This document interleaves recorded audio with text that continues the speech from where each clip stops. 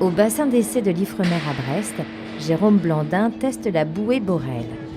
Conçue à l'Ifremer, elle est destinée à rejoindre le milieu de l'Atlantique où elle restera au moins 1 an et sera mise à rude épreuve.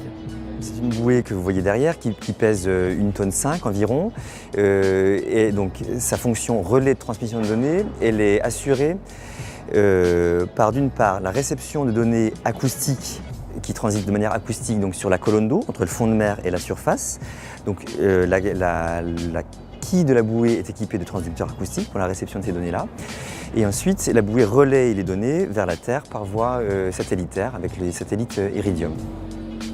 Alors cette bouée Borel 2, Borel comme bouée relais, a été conçue par une équipe d'ingénieurs et techniciens de l'unité de recherche RDT.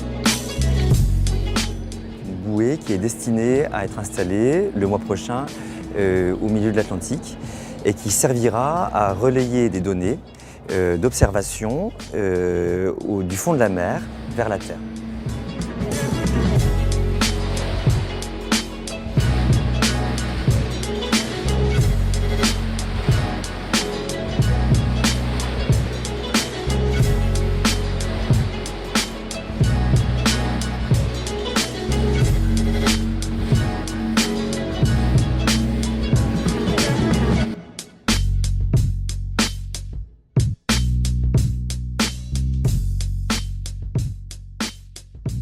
On a décidé en 2010 d'installer un observatoire dans le cadre d'une infrastructure de recherche européenne qui s'appelle EMSO. Et cet observatoire va acquérir de longues séries de données, 12 mois sur 12, y compris à des périodes pendant lesquelles on n'est pas capable d'intervenir en bateau parce qu'il fait trop mauvais.